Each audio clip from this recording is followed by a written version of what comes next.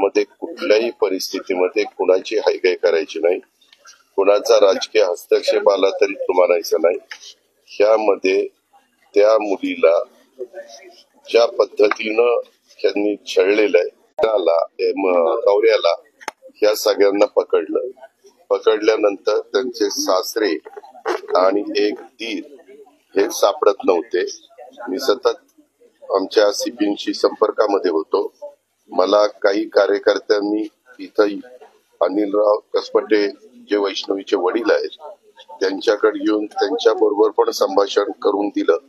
त्यावेळेस मी बाहेरगावी होतो। मी त्यांना सांगितलं की मी कोल्हापूरहून संध्याकाळी आज येणार आहे, मी आल्यावर तुम्हाला भेटायला येतो। तुम्ही मनमोकळेपणाने तुम्ही असाल, तुमचे मिसेस असतील किंवा तुमच्या घरातले जे कोणी सहकारी असतील त्यांनी मला स्पष्टपणे काही गोष्टी सांगाव्यात। येताना मी सीपींना पण सांगतो तिथे यायला, जे तपास करतायत त्यांनाही तिथं बोलवतो। अजून काही वेगवेगळ्या पद्धतीची माहिती असेल तर ती पण दिली गेली पाहिजे। त्याच्यातनं अजून एक व्यक्ती पुढे आलेली आहे, त्यांचं आडनाव चव्हाण म्हणून आहे, ज्यांनी आपल्या इथल्या छोट्या बाळाला आणत असताना चुकीच्या पद्धतीनं काही गोष्टी केलेल्या आहेत, ते रेकॉर्डवर आलेलं आहे। त्यांच्याबद्दल पण टीम पाठवल्यात। काल टीम पहिल्या 3 होत्या, आम्ही वाढवायला सांगितल्या। वाढवल्यानंतर सीपींनी सांगितले होतं सगळ्या टीमलाच की आज जर ते मिळाले नाही तर मग म्हणले जे काही पुढच्या गोष्टी करायच्या ते मला नाईलाजास्तव कराव्या लागतील। आणि मग सगळ्या वेगवेगळ्या जे फोन आहेत ते फोन बदलत होते असं पोलिसांचं म्हणणं, परंतु ते सगळे त्यांनी सापळे रचले आणि त्याच्यातनं त्या दोघांना पकडण्यात त्यांना त्या ठिकाणी यश आलं। कुठल्याही परिस्थितीत त्यांचे पीसी घेऊन यामध्ये वेगवेगळी जी कलमं आहेत त्या कलमाचा अंतर्भाव करून हे सगळी केस अतिशय चांगल्या पद्धतीच्या सरकारी वकील, मी त्यांनाही कुटुंबियांना विचारलं की तुमचं काय म्हणणं आहे। त्यांनी 1-2 नावं दिलेली आहे, त्यांच्याशी पण आम्ही बोलणार आहे, कारण उद्याच्याला सरकारी वकिलांच्यावर पण कुठलाही दबाव येता कामा नये आणि त्यांना न्याय कसपटे परिवाराला मिळाला पाहिजे। या प्रकारे सगळ्या गोष्टी चालू आहेत। त्यांना सतत रोज काही नवीन जी माहिती मिळाली तर त्यांना द्यायला सांगितलेले। आणि ह्याच्यात फास्टॅगवर मी उद्या मुख्यमंत्र्यांच्या बरोबर आम्ही दोघंही दिल्लीला जाणार आहे, त्यावेळेस आम्ही बरोबरच आहोत 2 तास विमानामध्ये।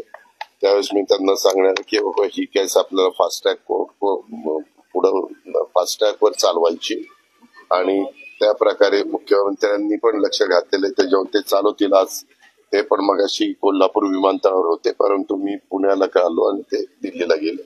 अशी सगळी पार्श्वभूमी आहे आणि ज्या ज्या गोष्टी सांगितल्या त्या इतक्या नाजूक आहेत आणि इतक्या म्हणजे मनाला वेदना देणार आहे की त्या मी तुमच्या सगळ्यांच्या समोर विशद पण करू शकतो। 2 महत्वाचे मुद्दे त्यांनी मागणी केली कुटुंबियांनी। एक कुटुंबियांनी काही महत्वाच्या मागण्या केल्या होत्या, एक त्याच्यात त्यांच्याकडे वेपनची लायसन्स आहे, ती लायसन्स त्याबद्दल पण सांगितलेलं आहे।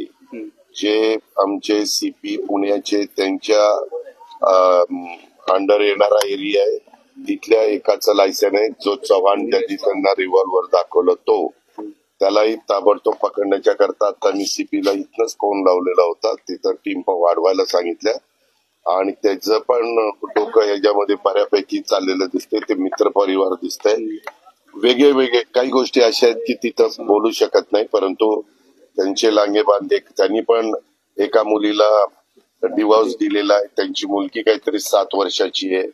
आता यांच्या परिवारामध्ये वैष्णवीची मोठी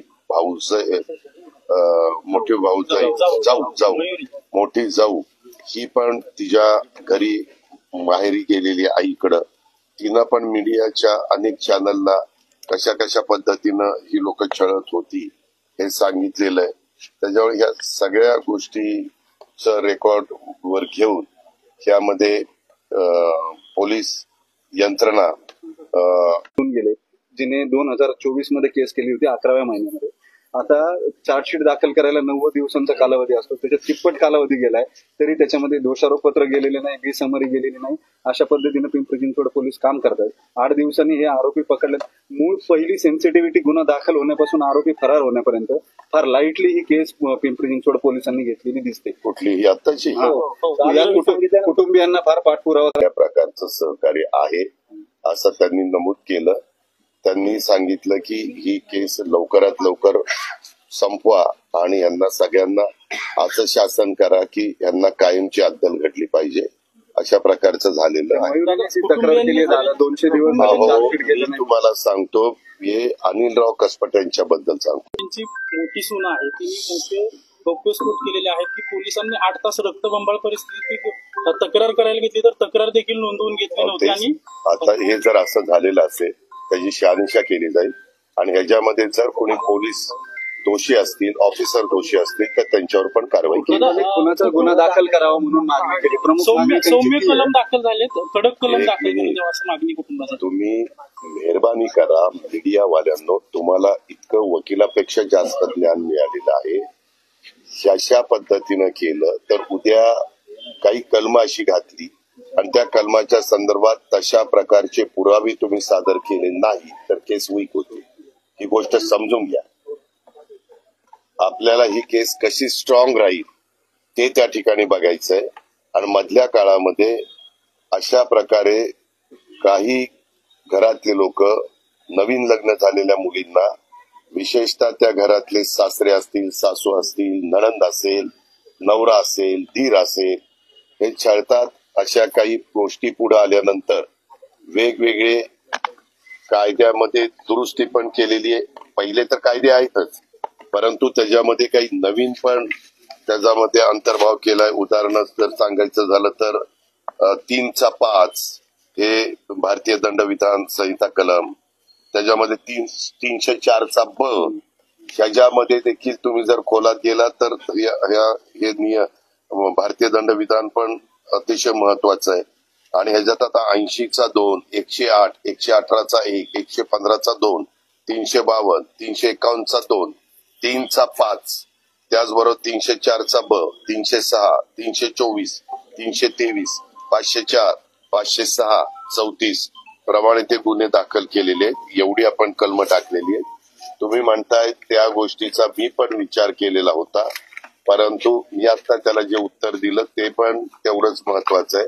कारण शेवटी कोर्टापुढे केस जाती त्यावेळेस आपण आपल्याला चांगल्यातला चांगला वकील आम्ही लावणार, परंतु ती समोरचे पण लोक त्याच पद्धतीनं प्रयत्न करणार.